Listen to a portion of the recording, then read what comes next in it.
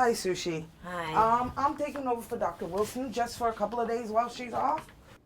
A couple years ago, I had an operation on my leg, and it's really sore. And so, the truth is, Doc, what I've been doing is I've been working the street, and I've been trying to buy my oxys for my leg. Like the pain's going to my leg, but at least I can walk, right? So the reason why I'm here is that Did you say you work the streets? Yeah.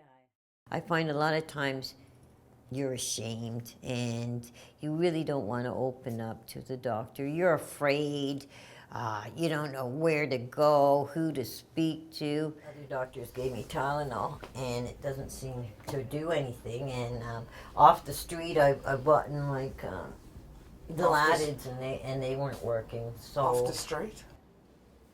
right away, they just, no, sorry, not taking new patients. Like, what would you recommend me do? Have you tried quitting? No, you know what? I've tried that, and right now There's been a 2 really days. great program that I know of. If you're going to send me to either go on to methadone or go into a rehab, you know what? I'm not ready yet. There's another program that's available that doesn't require that you use you know what, methadone or... Let me finish. That doesn't require that you do methadone or anything like that. It's through hypnotherapy. Have you tried that? No, you know what, Doc? I'm not ready for that. You don't seem to understand. Right now, I'm really sick. I walked into a physician's office one day and I was telling him about what's wrong with me, told him about my life, that I came from the street and I was just getting my life back in order and that I'm still using and I'm having a hard time, controlling my addiction. And all of a sudden that wall just went boom. Here's a prescription for this, here's a prescription for that, here's a prescription for that. Goodbye. He didn't listen, all right? He jumped to the conclusion that, oh, she's just looking for drugs. Here, let me just give it to her and get her out of my office, so I can get to my real patients. No, you know what, I am Doc? not going to prescribe Can you recommend another doctor that can help me? No, I can't. Well, I'm you sorry. know what, Doc? Obviously, I'm not getting anywhere with you. It's extremely important not to judge or go in with a judgmental attitude. And I think the most important thing you can really do is listen. I've been practicing primary care in an inner city setting now for the last 10 years. Probably the biggest misconception doctors have about drug users are that they really don't care about their health. And my experience has been that, in fact, they really do and are interested in their own well-being and mitigating the harms that come from substance use. I think honesty is at the core of the whole harm reduction approach, and it has to be realistic. It has to be based on what people are needing, and that can only be discussed if the communication is respectful and open and centered on the person's needs. I was partying with some friends the other night. Mm-hmm. I gotta be honest with you. I do Okay. drugs. Right. What kind of drugs do you do? Crack cocaine. Okay, yeah. And I also work the streets. Some Okay. friends and I got up. And have you done that long, or? I've been doing that since I was about 14, off and on since I was Okay. about 14. All right. Since you're doing sex work, when was your last pap smear? What's a pap smear? Okay, perfect. So you know what? Next week I'll book you for a pap smear and a mammogram. And right now, actually, I want to have a quick look at your back, see if you need any pain management. Harm reduction is a set of approaches and practices that aim to reduce the risk of psychoactive drug use in people who are either unwilling to quit or unable to quit. I think harm reduction is truly just patient-centered care. I think it's the way that you have a conversation with someone where you are open to actually hearing the reality of their lives, and that what you hear is not met with judgment, but rather with curiosity and understanding, so that you can help them determine what their health priorities are and find a way to work on those. A good harm reduction service would be actually quite complex. Obviously, should have access to information, tools for harm reduction. So in our case, would be safer substance use tools, whether it's injection or stem for smoking.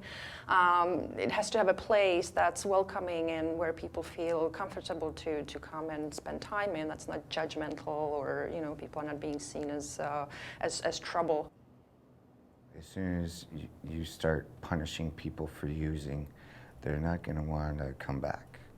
You have to go beyond the reduction and look at the trauma that you or this person has suffered, yeah. the reason why they've been using their whole lives, right? In the reason. That's why. Yeah, you know, like whether whatever it What may made be you in sexual the abuse first place. or whatever it was, right? Like that's the thing I think is probably one of the most important things harm reduction workers need to realize is when they're dealing with these addicts is Yeah. these people have been traumatized at some point in their life, whether it was a dirty uncle or mom or whatever it was, dad used to beat them. Like there's a reason why they're the way they That's are. true. That's true. You know? What are you running from? Yeah, they're. Yeah. I mean, we're all running from something, right? A lot to do with, I think, post What are you traumatic trying to stress forget? disorder. Yeah.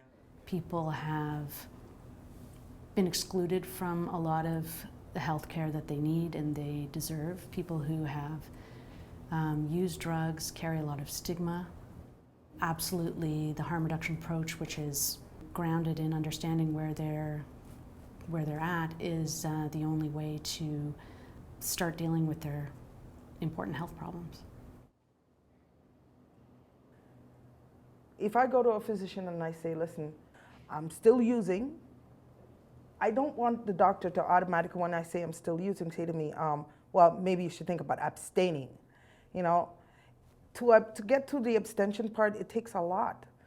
Drugs has been in my life since I was 14 years old, and it's not going to come out of my life overnight, right? And they have to understand that that's going to be the key most of all with their clients. It may take a while to get them off the drugs, and they have to be empathetic about that, like, and work with their client within that framework of their life.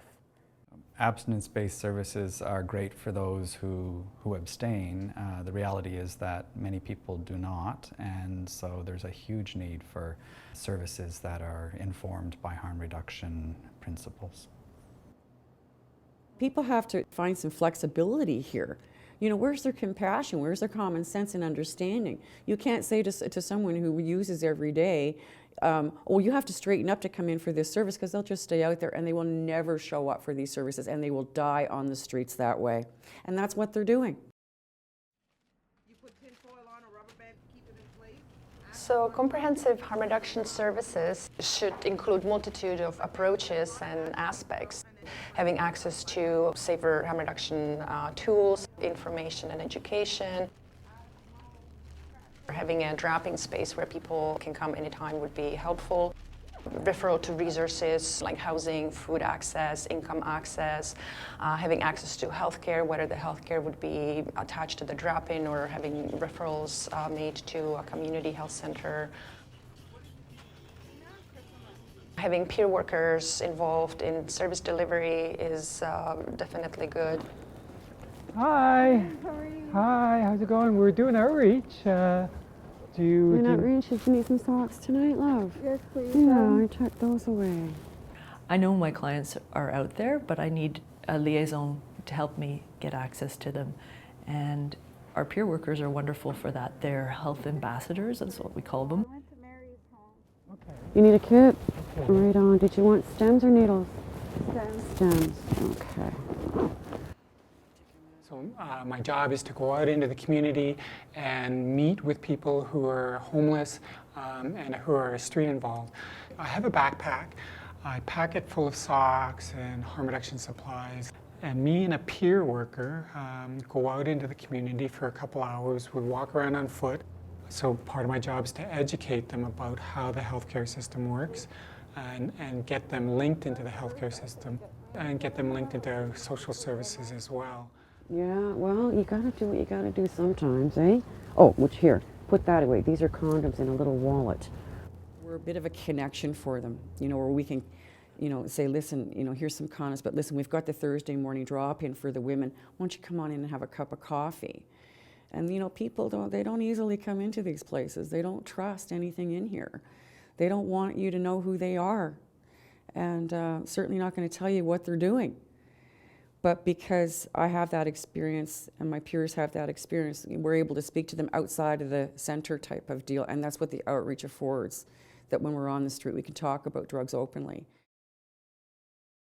I need to do a full examination on you to see whatever else is wrong.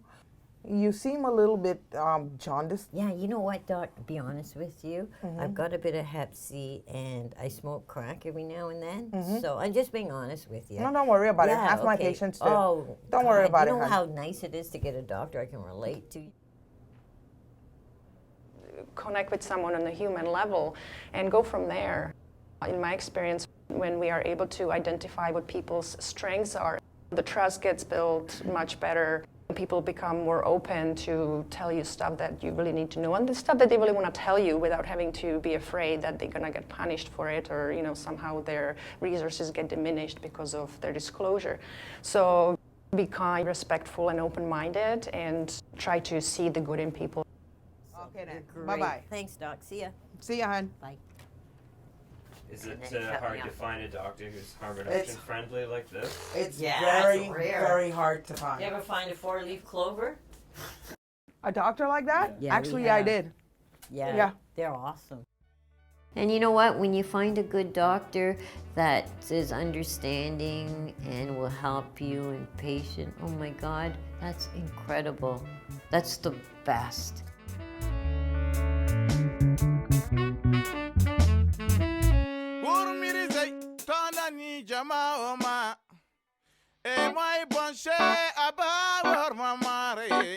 Malaikatu kabuloko balakacha.